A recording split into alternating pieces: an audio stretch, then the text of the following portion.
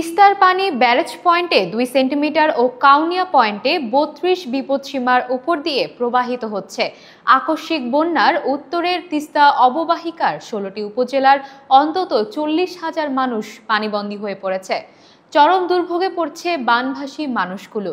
Rangpur bureau প্রধান রেজাউল করিম মানিকের প্রতিবেদনে বিস্তারিত। রবিবার সকালে তিস্তা ব্যারেজ পয়েন্টে পানি বিপদসীমার ২ সেন্টিমিটার উপর দিয়ে প্রবাহিত হয়।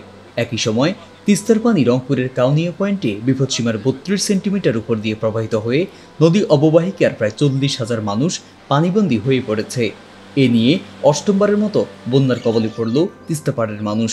মনে করো যে তিস্তার পানির জন্য বেরবাড়ে পানি আছে, বন্যার জন্য কোথাও যাইতে পারতেছি না। দেখেন পানিতে খুব অসংখ্য পানি। আজ ৩ দিন থাকি এই যে পানির উপরে আসি আমরা দাঁড়ে, এই তিস্তা আমাদের কত জ্বালাইবে। তিস্তা নদীর পানি বৃদ্ধি পাওয়ার সাথে সাথেই রংপুরের গঙ্গাচড়া উপজেলার লক্ষ্মীটারি, কোলকন্দ, গজঘণ্টা, আলমবিদির, নৌহালি, কাউনিয়া উপজেলার বালাপাড়া, মধুপুর, হারাগাছ, পীরগাছা উপজেলার ছাওলা, পাওটানা ও লালমনিরহাটের ৫টি উপজেলার ৪৫টি গ্রামের ৩০,০০০ মানুষ পানিবন্দী হয়ে পড়েছে। বন্যা পরিস্থিতি সৃষ্টি হচ্ছে কুড়িগ্রাম ও গাইবান্ধার নদী অববাহিকা এলাকাগুলোতেও।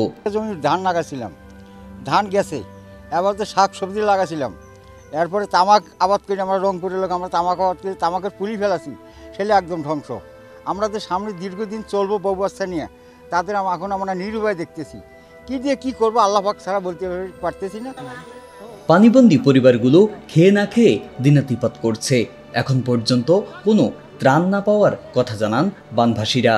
এখানে পানি খুব, পানির জন্য তো বেড়ায় যায় না, চড়াই টড়াই শোক মাছার উপরে তুলি থাকা, খাওয়া দাওয়া কিছুই নেই, বাচ্চা কাচ্চা নিয়ে ওতে রাস্তা। বোনের বাড়ি বন্যার পানি হচ্ছে, ওখানে ভাত রান্না করার কোনো বুদ্ধি নাই, এই কারণে আমি আমার বোনের বাসায় ভাত তরকারি রাঁধি নিয়ে আসলাম। বাড়িতে পানি, এখন মনে করো বাল বাচ্চা নিয়ে আমরা সবাই মানুষের বাড়িতে উঠছি। উঠার পরে এখন যে কেউ খোঁজ খবর নেবে, এই খোঁজ খবর নেওয়া মানুষও নাই এখানে। এই তিস্তার জন্য আমরা থামবের পাইতেছি না, এখন কোথায় যাব কোথায় না যাব, থাকবো কোথায়। এই যে আবাসন আমাদের সব চলে গেছে, কোথায় থাকবো আমরা। স্থানীয় জনপ্রতিনিধি জানান, বানভাসীদের মধ্যে যে ত্রাণ বিতরণ করা হয়েছে তা অতি নগণ্য।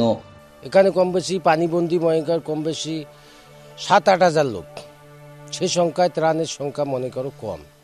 আমরা কাল কিছু লোককে ত্রাণ দিছি, আবার টিউনো স্যারের কাছে আমরা এ ব্যাপারে জানাচ্ছি, উনি ত্রাণ দেওয়ার জন্য প্রস্তুত, প্রয়োজন হলে সেরকম হলে আজকেও আমরা ত্রাণ দেব। আমরা বানভাসী মানুষের পাশে আসি, আমরা তার পাশে সবসময় দেখশুন করতেছি। কিছু লোককে আমরা আবাসনে নিয়ে গেছি। পানি উন্নয়ন বোর্ড বলছে, দুপুরের দিকে পানি সামান্য কমলেও সন্ধ্যা থেকে তিস্তার পানি আবারও বাড়বে। তাই চরাঞ্চলবাসীকে সতর্ক থাকতে বলা হয়েছে। শহরের মানুষকে সতর্ক দেওয়া হয়েছে যে উঁচু স্থানে তাদের গবাদি পশু বা মালামাল করার জন্য, কারণ চরাঞ্চলগুলোতেই প্লাবিত হচ্ছে। এটা আগে থেকে দিয়ে রাখছি আমরা সতর্কতাটা। এখন আমরা কি চাই, এখানে মনে করো নদীর কাজ যদি হইতো তাহলে ভালো হইতো, মনে করো তাহলে আর কিছুই লাগতো না। আমরা কি খাবার চাই সরকারের কাছে? আমরা তো কোনো খাবার চাই না, আমরা চাই সব সময়ের জন্য রাস্তাটা নির্মাণ হলে আমাদের এইটাই যথেষ্ট।